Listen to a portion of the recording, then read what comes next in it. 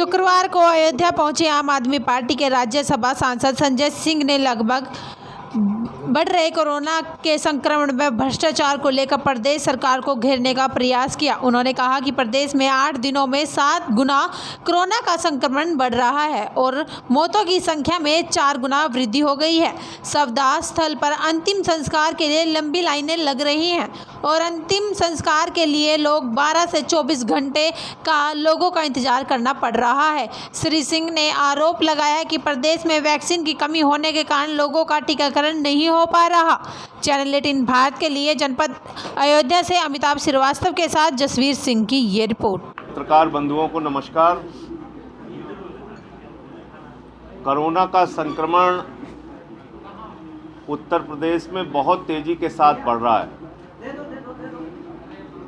8 दिनों में 7 गुना ज़्यादा कोरोना संक्रमण उत्तर प्रदेश में बढ़ा है। 8 दिनों में 7 गुना ज़्यादा। मौतों की संख्या में 4 गुना ज़्यादा वृद्धि हुई। एम्बुलेंस में लाशें लेके लखनऊ के अंदर वो दृश्य आप लोगों ने अखबारों और मीडिया के अंदर चलाया है, इलेक्ट्रॉनिक मीडिया पे, जहां पर लंबी लंबी कतारें लगी हुई हैं। लाशें जलाने के लिए 12-12 घंटे 24-24 घंटे की लाइनें लग रही हैं। टोकन लेके लोग इंतजार कर रहे हैं। अस्पतालों में बद इंतजामी का आलम यह है कि मरीज को स्ट्रेचर पर लेकर, जमीन पर लेकर, वार्डों में चीखते और बिलखते हुए लोग उत्तर प्रदेश के अस्पतालों में नजर आ रहे हैं। और इतना ही नहीं, वैक्सीन की कमी का मामला अगर आप देखेंगे तो कल मैंने बताया था गाजियाबाद में, कानपुर में, नोएडा के अंदर, खुद मुख्यमंत्री के गृह जनपद गोरखपुर तक में वैक्सीन की कमी के कारण सेंटर बंद हो रहे हैं, अस्पताल बंद हो रहे हैं। वैक्सीन लोगों को नहीं लग रही। हमारे देश के प्रधानमंत्री जी ने कहा 11 अप्रैल से लेकर 14 अप्रैल तक टीकाकरण का उत्सव मनाएंगे। ये टीका उत्सव फीका उत्सव हो जाएगा प्रधानमंत्री जी, अगर वैक्सीन ही नहीं रहेगी। उत्तर प्रदेश की सरकार वैक्सीन की डिमांड नहीं कर रही केंद्र से। और जब उत्तर प्रदेश की हालत यह है कि बेड पाने के लिए अस्पतालों में लाइन और लाश जलाने के लिए शमशान में लाइन, ऐसे समय में प्रदेश के मुख्यमंत्री कहां हैं? वो बंगाल में रैली कर रहे हैं। ये संवेदनहीनता की पराकाष्ठा है। ये एक उत्तर प्रदेश के मुखिया, एक परिवार के मुखिया की अपने लोगों के प्रति संवेदनहीनता और उनको मरने के लिए छोड़कर भागने की कार्रवाई है। रोम जल रहा था, नीरो बंसी बजा रहा था। उत्तर प्रदेश में शमशानों में लाशों की कतारें लगी हुई हैं और प्रदेश के मुख्यमंत्री बंगाल में काला जादू दिखा रहे हैं। उनको बंगाल छोड़कर उत्तर प्रदेश आना चाहिए। वो चीखती चिल्लाती आवाजों को सुनना चाहिए। वो शमशानों में एम्बुलेंस की जो लाइनें लगी हैं उसकी समस्या का समाधान करना चाहिए। वारे मुख्यमंत्री जी, आपके राज्य में शामली के अंदर एक वृद्ध दंपति को, पति पत्नी को, वो गए थे कोरोना का इंजेक्शन लगवाने के लिए, उनको रेबीज का इंजेक्शन लगवा दिया। वो गए थे कोरोना का टीकाकरण कराने, उनको कुत्ते का टीकाकरण करा दिया। ये हो रहा है उत्तर प्रदेश के अंदर। कोरोना के टीके के जगह रेबीज का टीका लग रहा है। तो इसलिए कोरोना संक्रमण को मजाक बना दिया है भारतीय जनता पार्टी ने और उत्तर प्रदेश के मुखिया आदित्यनाथ जी ने। इनकी सरकार ऊपर से लेकर नीचे तक आकंठ भ्रष्टाचार में डूबी हुई है। कोरोना घोटाले का मामला मैंने उजागर किया था। 800 का ऑक्सीमीटर 5000 में खरीदा गया, 1600 का थर्मोमीटर 13000 में खरीदा गया। और उस घोटाले को लेकर जब हम लोगों ने हंगामा किया तो एक औपचारिकता पूरी करते हुए एसआईटी बनाई गई थी, जिसका आज तक कुछ पता नहीं चला। शमशान में दलाली खाने वाली एक सरकार उत्तर प्रदेश में चल रही है, जिसने कोरोना के दौरान भी घोटाला और भ्रष्टाचार किया, लेकिन आज तक उसमें किसी को सजा नहीं हुई, किसी पर कोई कार्रवाई नहीं हुई। नंबर 1, आपको जानकर दुख होगा, तकलीफ होगी। कई घंटों तक शमशान में लाश जलाने वाले व्यक्ति ने मना कर दिया, कहा हम लाशें नहीं जला सकते, हमारे भी परिवार हैं, बच्चे हैं, मेरे पास पीपी किट नहीं है। आप कल्पना कर सकते हैं, लाश जलाने वाले लोगों के पास, वहां के कर्मचारियों के पास सौदागरी में पीपीई किट उपलब्ध नहीं है। यह है संवेदनहीनता की पराकाष्ठा। यह है संवेदनहीनता की पराकाष्ठा कि केजीएमयू के 40 से ज्यादा अधिक डॉक्टर्स कोरोना संक्रमण के शिकार हो गए। प्रदेश के मुखिया को उनका हाल जानने की फुर्सत नहीं। कोरोना वॉरियर कहते हैं उनको, कोरोना योद्धा कहते हैं उनको। वो बेचारे तो डोज भी लगवा चुके थे वैक्सीन का। वो तो कह रहे हैं मुख्तार अंसारी लेके आए हैं। तो मेरा ये कहना है कि इस समय जिस प्रकार की भयावह स्थिति उत्तर प्रदेश में है, जिस प्रकार का एक भयंकर संकट उत्तर प्रदेश में पैदा हो गया है, और जिस प्रकार की तस्वीरें आ रही हैं कि फिर से एक बार प्रवासी मजदूर पिस पिस के ट्रेनों में आ रहे हैं, मुझे डर है, भय है कि पिछले साल की परिस्थिति फिर से ना पैदा हो जाए और लोगों का जीवन संकट में डालने का काम भारत की सरकार क्यों कर रही है। अगर आपने ट्रेनें चलाई होती तो शायद आज ये स्थितियां नहीं होती। क्या आप लोगों के जीवन से खिलवाड़ कर रहे हैं? मजदूरों से इतनी नफरत क्यों है आपको? उत्तर प्रदेश के अंदर, देश के अंदर, बिहार के अंदर आज भारी संख्या में अगर लोग आना चाहते हैं, उनके पास ट्रेनें उपलब्ध नहीं हैं। रैलियों में भीड़ हो कोई दिक्कत नहीं, ट्रेन में आप बहाना खोज लेते हैं कि ट्रेनें हम इसलिए नहीं चला रहे हैं कि भीड़ होगी। अरे नहीं चलाओगे तो और भीड़ होगी और पिस पिस के लोग मरेंगे। इसलिए भारत की सरकार से हमारी मांग है कि आप ट्रेनें विधिवत चलाइए। सारी ट्रेनें, आपकी क्षमता 2 करोड़ यात्रियों को एक स्थान से दूसरे स्थान तक पहुंचाने की है, वरना लोग पिस पिस के ट्रेनों में मरेंगे। पिछले साल हम लोगों ने यह दृश्य देखा था, वही दृश्य अब देखने को मिल रहा है। योगी जी कह रहे हैं कि अपराध और अपराधियों पे बात कर लेते हैं। बहुत अच्छा आपने, ये वो प्रदेश है जहां पर हम लोगों ने हाथरस कांड में दरिंदों का साथ देते हुए उत्तर प्रदेश की सरकार को देखा, आदित्यनाथ की सरकार को देखा। ये वो प्रदेश है जहां चिन्मयानंद जैसे व्यक्ति के समर्थन में खड़ी हुई आदित्यनाथ सरकार को हमने देखा। ये वो प्रदेश है जहां चिन्मयानंद की से पीड़िता जो महिला थी, लड़की थी, उसको उत्पीड़ित किया गया, प्रताड़ित किया गया। ये वो प्रदेश है जहां पर बलात्कार और हत्या के आरोपी कुलदीप सेंगर की पत्नी को टिकट भारतीय जनता पार्टी देती है। अपराध पे उनको बात करने का अधिकार है, वो बात करेंगे अपराध के ऊपर। जिनके राज में 6 साल, 8 साल, 10 साल की बच्चियों का रेप हो रहा है। आज जब मैं आपसे बात कर रहा हूं तो कल की घटना है, 2 साल की बच्ची के साथ बलात्कार हुआ मेरठ में। मुख्यमंत्री के गृह जनपद में भट्ठा मजदूरों की बेटियों को बंदूक के नोक पे पूरे रात बलात्कार किया जाता है। ये बोलेंगे अपराध के ऊपर।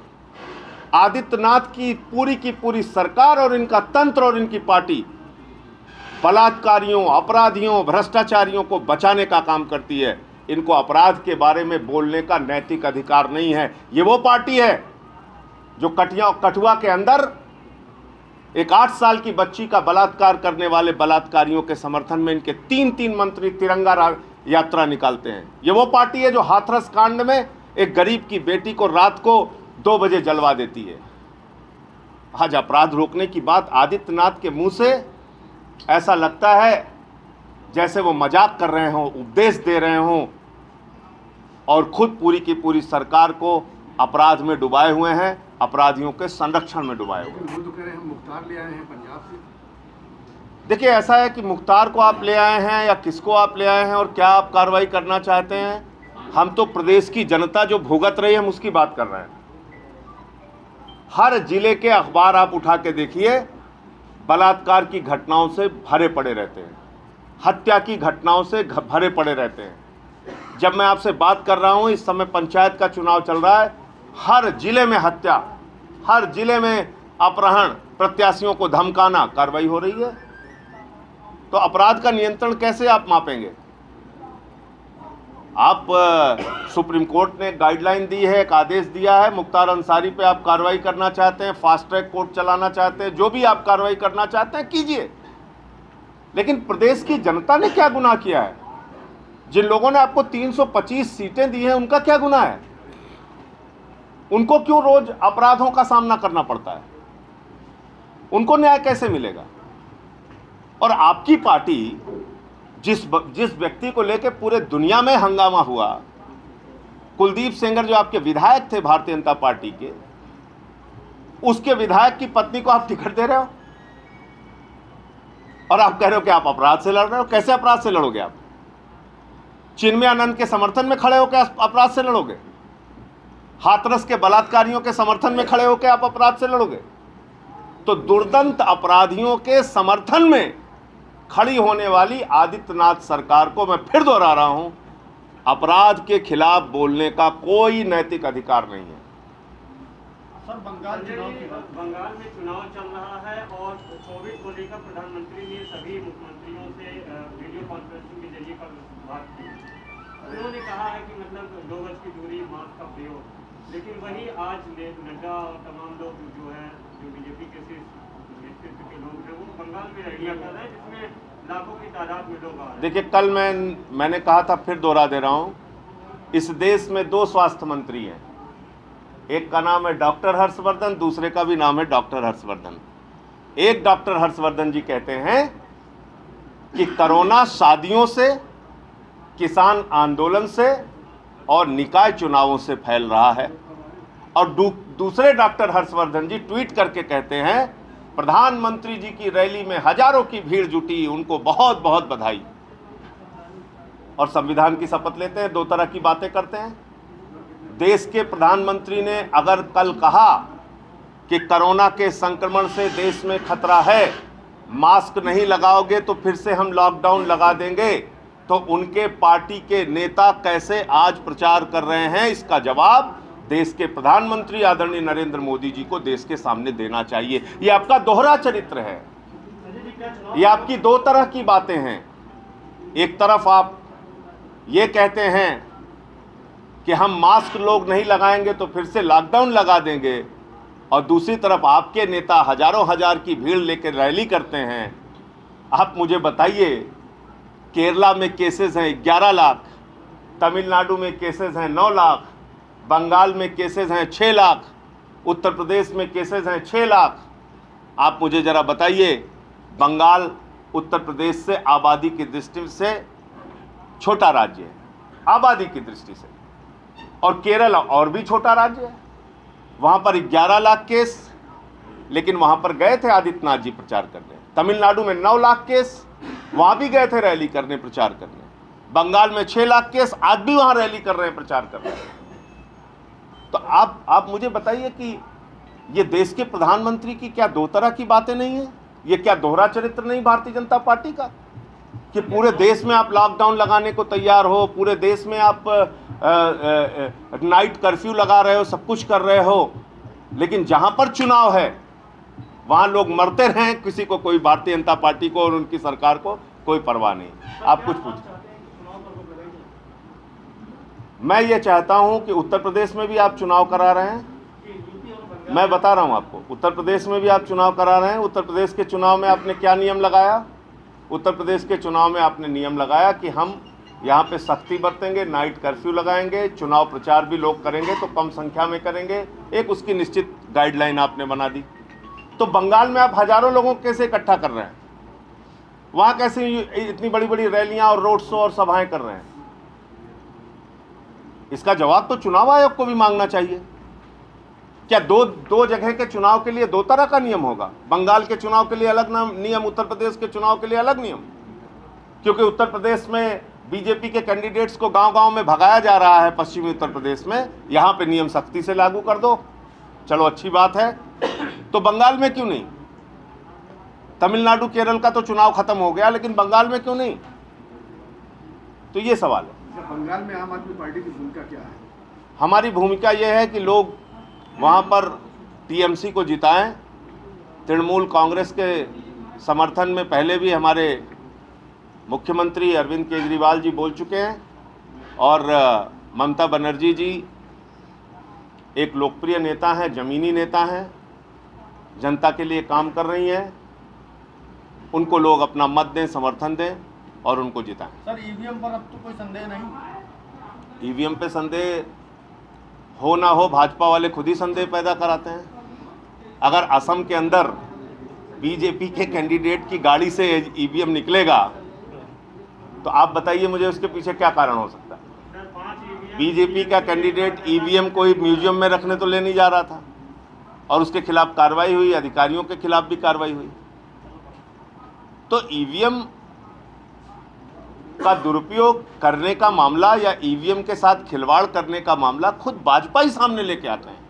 हम तो सवाल उठाते हैं। टीएमसी कार्यकर्ता के यहाँ भी ईवीएम नहीं, जिस पे भी निकली आप कार्रवाई करो ना भाई। ईवीएम किसके संरक्षण में रहती है? चुनाव आयोग के। ईवीएम को देखरेख कौन करता है? चुनाव आयोग।